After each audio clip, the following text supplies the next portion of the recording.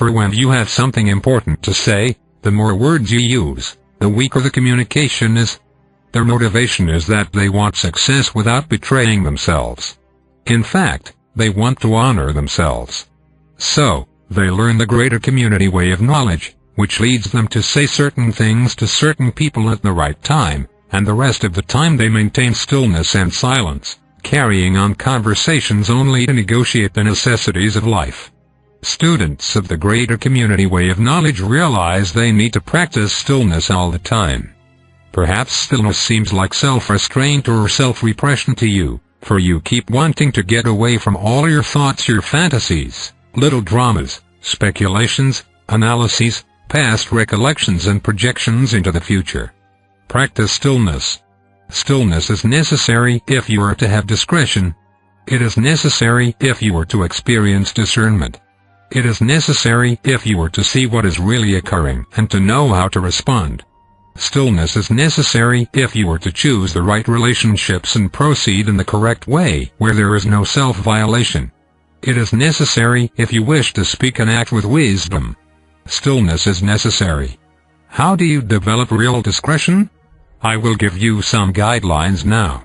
First of all, begin as a student of the greater community way of knowledge if you have an affinity for the greater community. If not, choose another path, another form of development, but always choose a preparation that you did not make up for yourself.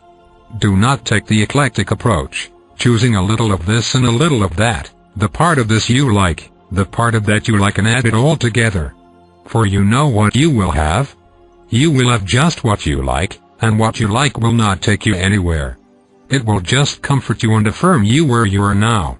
Indeed, in the greater community way of knowledge you learn to transcend your preferences rather than to live by them. The way of knowledge takes you beyond preferences to what is known. People who choose the eclectic approach to development only reinforce their preferences and never escape them.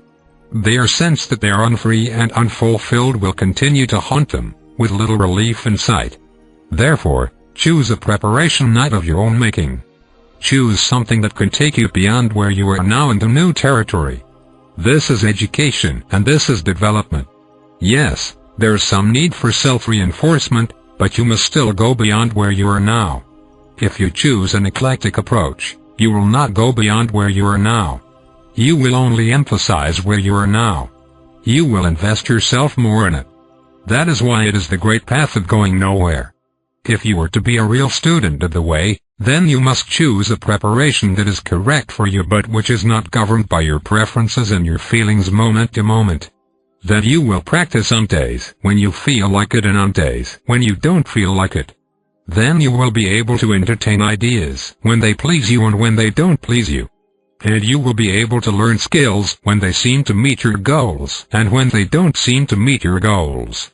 This is what it means to be a student, to learn something new, to go where you have not gone before, to entertain ideas that are new, to rethink, to renew, to rejuvenate and to rediscover. If you feel that you are ready to undertake preparation, you should begin to prepare yourself in the way of knowledge. This will cultivate all aspects of you and will make true discretion possible. In the interim, I will give you a few guidelines. These are only guidelines, which means that you must learn to use them wisely in different ways and in different situations.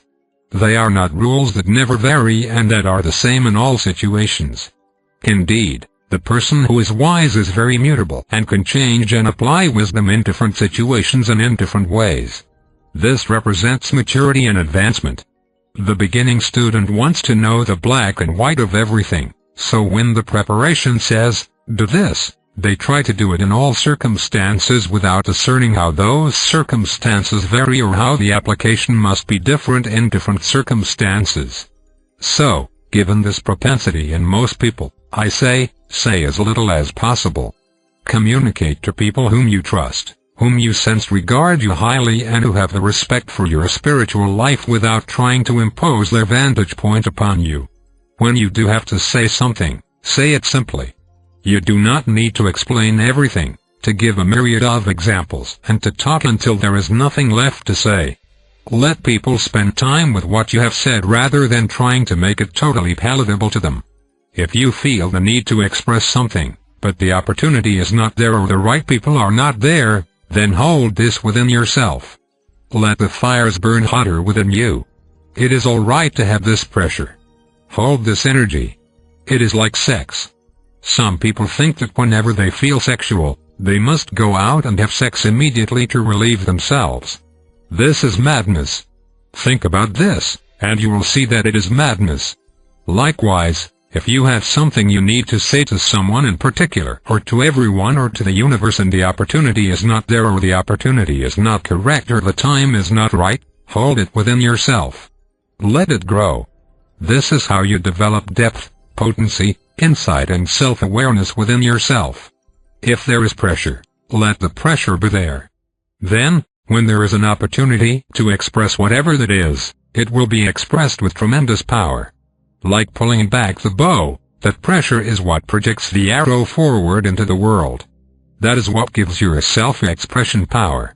People who talk all the time have no potency in their self-expression. Nothing has built up within them. The arrow just drops on the ground in front of them. It does not go anywhere. But if you let your communication grow within you, it has power, and when it is expressed, there is potency to it. So, feel the pressure. Let the fires grow. If you do this wisely, it will develop insight and the ability to restrain yourself, which you must do if you are to become a mature human being. Only adolescents are wild and extravagant, going around having to say anything to anyone whenever the feeling strikes them. And they do not understand why their life is so fraught with conflict and enmity. It is true that the wise remain silent most of the time. Knowledge is like that. When knowledge releases its arrow, however, it can change your life entirely. It can alter the course of the world. Yet, those who are struggling with dependencies cannot see this. This looks like a darkening and deepening of their dilemma, though it is entirely different. And to those who are enjoying the newfound freedom of independence in the second stage of development, these ideas may seem like they will take them backwards, back to a state of dependency. They don't want anything curtailing their new freedoms. This is because independence is a very adolescent stage. Adolescents don't want to be held back or limited by anything. That's why in adolescence there is very little wisdom, a great deal of exploration and experimentation, and a lot of disasters, disappointments and terrible mistakes, but very little wisdom. If you seek wisdom, then you must exercise discretion, and you must learn the ways of discretion.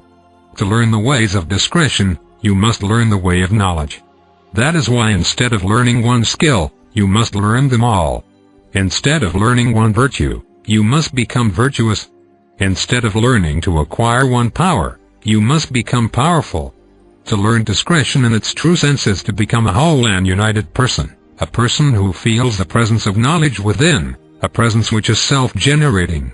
Here you realize that your life and everything you do is intrinsically expressed through a network of relationships, which you will want to develop slowly with the right people and with the right purpose. You are an individual, but your individuality only has meaning within the context of relationships. It only has meaning in terms of what you can contribute. Here I am describing the third stage of development, the stage of interdependence, where you re-enter relationship as a responsible individual. Here you are able to think for yourself.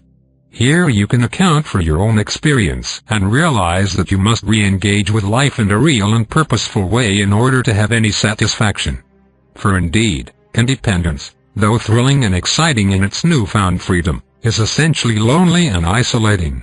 It is inefficient and incapable of producing great results. After all, you can only proclaim your independence for so long. Then you realize you have something to do in life, and you want to do it. To do something important in life, you must enter into relationship with other people and learn to work with them harmoniously. You must learn to share power.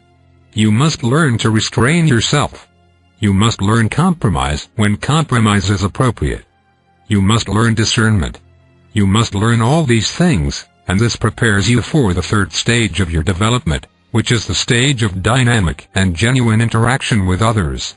Here the need for discretion becomes greater as you realize the importance of your own life and your own self-expression. Here you realize that most conversation is unnecessary and is merely a way to offset insecurity for people. Here silence is preferred because in silence you begin to experience your presence, the presence of others and the meaning of your relationships.